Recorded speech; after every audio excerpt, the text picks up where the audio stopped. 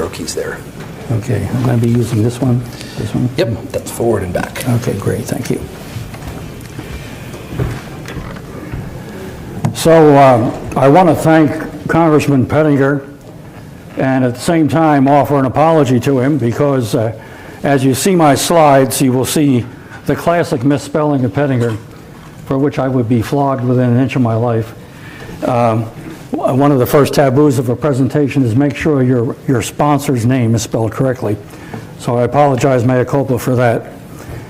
I'm going to talk to you about something that's known in the press as Havana syndrome, but I would like you to think of it in a broader context, and that is cognitive warfare. The brain is now the battlefield. The brain was the battlefield, as our first speaker mentioned. It was a battlefield for psychological understanding. It was a battlefield for reception of untruthful information, deception, and so on. But it's very much a battlefield, and just as sure as your computers can be hacked, your brain can be hacked. So Havana syndrome started, at least as far as the United States was concerned, in 2016 with a number of American diplomats being medevaced from Embassy Havana with strange symptoms: tendinitis, loss of memory, problems with balance, other problems. 27 identifiable symptoms were revealed. And these included headache, nausea, and so on, slurred speech. And the original concern was we suspected RF, that is radio frequency microwave, as the culprit. But that's not enough, because what happened after that was there were several attacks since then. We're now up to 313. And this is across the intelligence community, the military community, and the diplomatic community. So we're in the era of neurocognitive warfare now. It's not in the future. It's not phony. It's not someone's imagination. It is not something that comes out of science fiction. It is real. Detecting it, however, continues to be a problem. Detecting it means that you understand what the technology is being used against you. So imagine yourself sitting in the embassy and having your brain fried by technology you cannot identify or protect yourself from or deflect in any way. So neurocognitive warfare, I would ask you and submit to you as parliamentarians to think about this. That is it is non-kinetic, it doesn't kill you, but it makes you feel pretty bad. It can be briefcase size or handheld, and it includes blended aspects of electronic warfare, acoustic energy, and directed energy. A combination we don't quite know yet. So one of the first take-home ideas I would suggest to you is, as parliamentarians, you want to bring your scientific community together, your medical community, the people who are familiar with electromagnetic spectrum operations, and begin to understand what could cause these kinds of neurological, neurocognitive disruptions. A year ago today, the National Academy of Sciences released a report on the Havana syndrome. I would urge you to find this on the internet and look at it for yourself. Various experts that I've worked with have taken the National Academy report and pushed it a little bit further down the road, and we've come to the preliminary conclusion, emphasis on preliminary, that's a combination of pulsed RF, that is nano-pulsed RF, and acoustic wave technologies. More work to be done. The attacks that have happened since 2018 include China, Germany, Austria, Colombia, India, Vietnam, Australia, Russia, and others. So very few neuroscientists and MDs have actually evaluated or seen the victims, and the press articles continue to point to their significance. So here's what some of the original graphology of the original reports were done. There were several studies done among the Americans who were evacuated from the embassy. Different organizations saw these people. They saw things involving psychomotor and neurological capabilities that were not attributable to things that they had ever seen before. When the University of Pennsylvania, University of Miami had their chance to look at the victims, they both used, I think, very interesting phrases. They talked about none of these patients, this is from the University of Pennsylvania, none of these patients have suffered any type of blunt head trauma, yet the symptoms they describe and the evaluations demonstrate are remarkably similar to those found in persistent concussions. And the University of Miami, and Pennsylvania also talked about the fact that the cluster of auditory and troubling neurological symptoms along with associated psychological issues does not resemble more classic traumatic brain injury.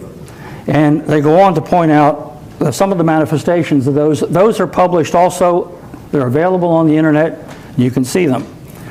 When the National Academy report came out a year ago, it basically talked about unusual circumstances, numerous studies along with the changed political setting consequence for international relations for the committee found a constellation of acute clinical signs and symptoms with directional location-specific features that was distinctive, and to its knowledge, this constellation of clinical features is unlike any disorder in the neurological or general medical literature from a neurologic standpoint.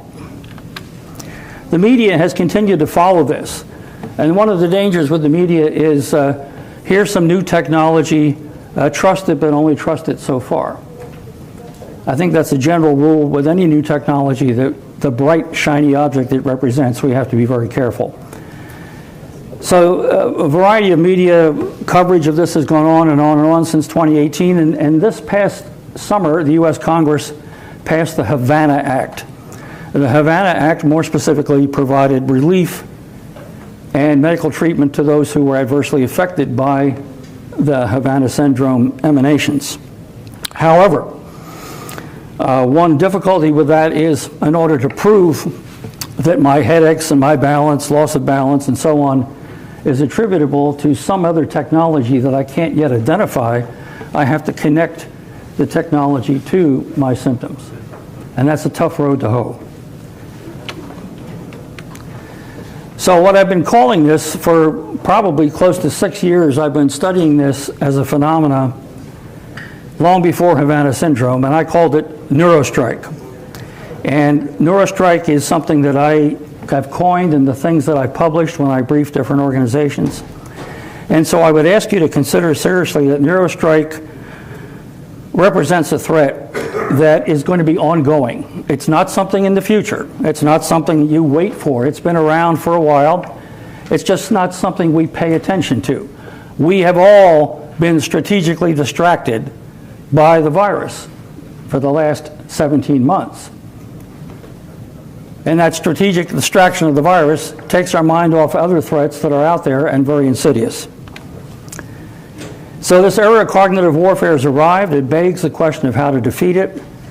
The imperative for everyone in your life and business is to detect it and to defend against it. The strategic issues are, who holds this technology? Why are they using it against us? So far, I can tell you that the victims are not just American, they are involving some in other countries. But we need to understand what the basis of these neurostrike beams are. We understand the basis for neurocognitive warfare and the technology related to it. So there are a variety of theories on this: microwave, organophosphate poisoning, psychological, pulse ultrasound, so on. You cannot afford to default to the position that none of the above are true. Any combination of the things listed there are possibly or more likely true than not. So what are the intelligence issues? Who holds the technology? How will it be used against us? How will this set aside normal, conventional kinetic warfare as a tool? Will it set up the population ahead of time? Will it prime people for an attack later on that's more kinetic? How can you recognize a threat when you don't have any warning against it? So the global implications are, as the U.S. looks at the multi-domain battle concept, the MDB, the human cognitive domain is the sixth arguable area of strategic significance, beyond land, air, maritime, space, and cyberspace. We don't have a treaty to deal with this because nobody recognizes this as a weapon yet. And we're not even sure that a treaty is the best way to deal with it or neutralize it. The constellation of interest among the scientists and the medical people and the people in electronic warfare needs to happen. And our development of military doctrine and strategy has to be adjusted accordingly. Okay, that's it for me.